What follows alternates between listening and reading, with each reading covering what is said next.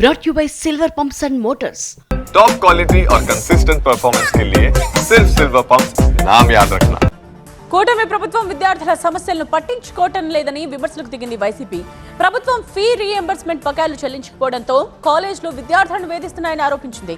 జగన్ ప్రభుత్వం 4,000 కోట్ల బకాయిలు పెట్టడంతోనే ఈ పరిస్థితి వచ్చిందని వైసీపీకి స్ట్రాంగ్ కౌంటర్ ఇచ్చారు విద్యాశాఖ మంత్రి నారా లోకేష్.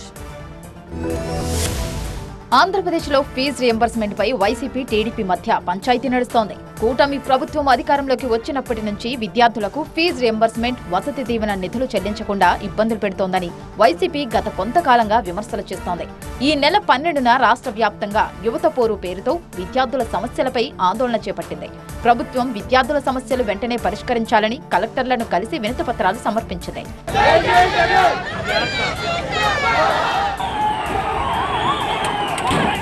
జగన్ హయాంలో ఎప్పటికప్పుడు ఫీజు రియంబర్స్మెంట్ చెల్లించామని, కానీ కూటమి ప్రభుత్వ చర్యలతో విద్యార్థులు చదువులకు దూరం అవుతున్నారని వైసీపీ నాయకులు విమర్శిస్తున్నారు.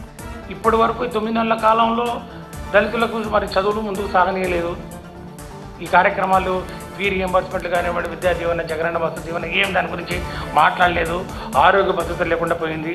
ఫీజు రియంబర్స్మెంట్ పెండింగ్ బకాయిలు వెంటనే చెల్లించాలని శాసనసభ సమావేశాల్లో మండలి ప్రతిపక్ష నేత బొత్స సత్యనారాయణ ప్రభుత్వాన్ని డిమాండ్ చేశారు. ఎప్పుడు ఇస్తారు ఫీజు రియంబర్స్మెంట్ చెప్పమని అడుగుతున్నాం. ప్రభుత్వం చెప్పాలని చెప్తున్న ప్రభుత్వం అయితే తేదీలు ప్రకటించండి. ఏ తేదీ ప్రకటించండి.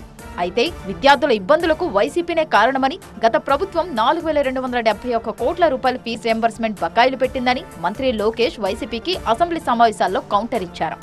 వివరాలు ఇప్పుడు పంపిస్తున్నా. School fee reimbursement, PG fee reimbursement 4,200 కోట్ల బకాయిలు పెట్టారు మీరు 2019లో.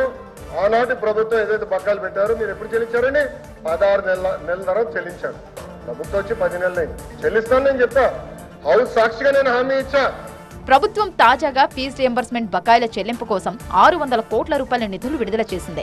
ఇప్పటికే 778 కోట్ల రూపాయలు విడుదల చేశామని, త్వరలో మరో 400 కోట్లు విడుదల చేస్తామని, విద్యార్థుల చదువులకు ఎలాంటి ఇబ్బందులు రానివ్వమని లోకేష్ ఎక్స్ వేదికగా ప్రకటించారు.